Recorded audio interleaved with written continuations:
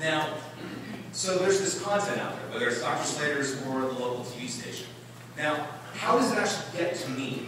And for those of you on Facebook, you're fairly familiar, if you friend somebody, another person on Facebook. So I'm friends with Ken on Facebook, and I get all sorts of weird stuff in my newsfeed as a result. But the relationship with business pages is very similar. Up here at the top is this little like button. And if I come to this page, whether it's because a friend told me about it, or I saw a Facebook advertisement, or I saw the advertisement on the table at the diner, once I come to this page, I can click the like button. Once I do it, these stories, anytime somebody updates any piece of information on this page, it comes to me in real time. This is a really important distinction between Facebook and just about every other option available to you. If you're marketing through traditional means, you have to seek out your customers every single time. Or you have to trust that they're going to come to you. And that works most of the time. But what if you could talk to customers without them coming to you and without you tracking them down? Once somebody likes a business page, you can update your page once, and it goes out to every single one of them. Whether you have 10 people on your page or 1,000 people on your page, you update your page, and all of them get that information. That gives you a free way to talk to a whole lot of people easily. And here is the story that you'll remember appeared on the Facebook page itself. So the one other thing I want to talk about before we move on is Facebook ads. And I want to be absolutely clear. I'm not here to sell you anything. One, like that's not my job here. And two, I actually think that Facebook pages, which are free, are probably the most powerful tool available to you on social media. So I just want to make that absolutely clear. That said, we're pretty proud of our ads product. It's really cheap. So we're going to talk about it for just a few minutes. So the ingredients of a sale.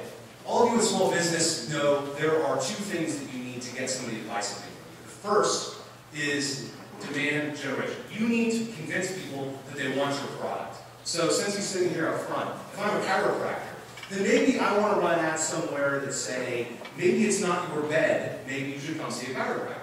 Or maybe you say, hey, is it getting harder to complete that run? Come see your chiropractor. You want to remind people that they want your product. And depending on what business you're in, that's easier than others. So for instance, I really enjoy the locally brewed beer around here, so it doesn't take a lot of work to convince me, right? But I've never been to a chiropractor, so it takes a little bit more generation of demand. At the top of the funnel is every possible customer. The reality is, not everybody's going to want your product, so you lose people along the way. The second ingredient to a sale is demand fulfillment.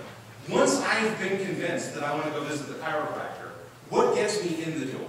And these are going to be, for instance, the telephone. So when my shower pipe burst last week when I was home, the demand was generated. Demand was generated pretty quickly. But what do I do now? I go to the phone book, or I go to Google and look it up online. Washington, D.C. plumbers. That's demand fulfillment. Once somebody has decided they want your product, how do they find you? How do they find your product and your service? For a long time, these things have been broken into two pieces. Demand generation is billboards, or radio, or newspapers, reminding people, hey, I've got this really neat thing. Maybe you want to try this really neat thing. Demand fulfillment has been Google. It's been phone books. It's been once people know what they want, how do they find you? Facebook was designed so you can do both at once. And the goal is your friends and family are the most efficient messengers. There's actually a study that just came out yesterday that says 87% of consumers have found that the most effective way of getting them to buy a product or be interested in a product, two different things, is a recommendation from friend or family. So rather than you having to convince somebody that they want a product or tell them how to find it, their friends and family are doing it for them. So let's take an example. If you're the brewery in Bend, and you decide that you want to advertise to folks, you could run 4 billboards, 4 weeks, and it's going to cost you about $2.75 per 1,000 eyeballs. So 1,000 people will still see that billboard, and every time that happens, you'll spend about $2.75. That's actually pretty cheap. That's actually a pretty good deal, and that's why billboard advertising can be very, very effective. Here's the kicker. Those billboards are being seen by, for instance, my niece, who is 19. Very eager to drink their beer, but not actually a customer.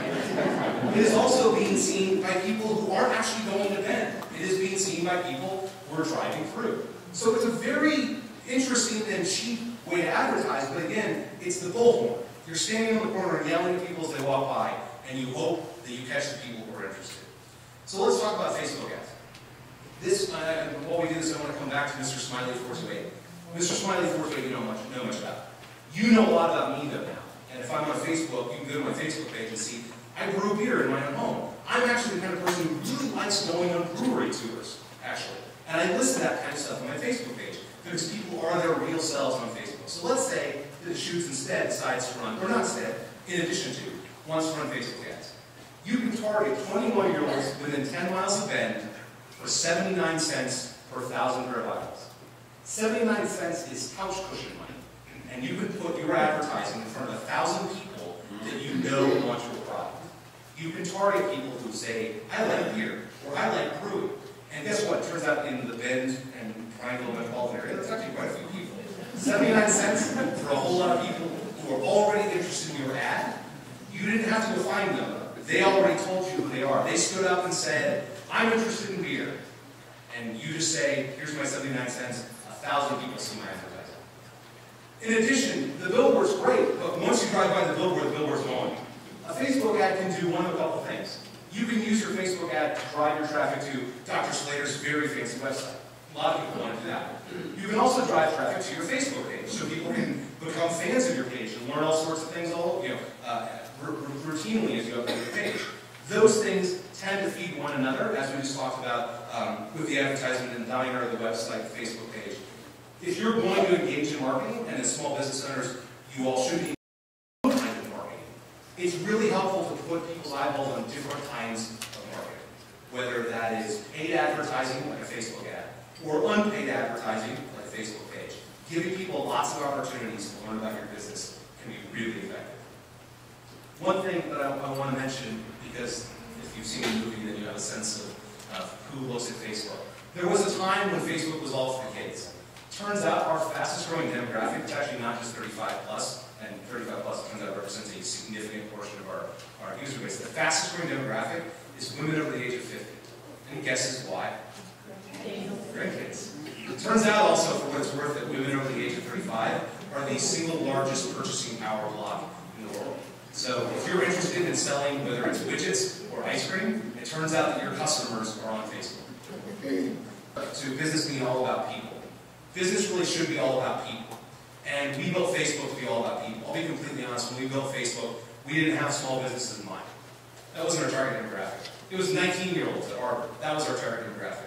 But it turns out that if we build Facebook for people, and it turns out that small business is all about people, it's a really, really great pairing. And a cheap or free, depending on where you want to go, a free pairing that can be very good for your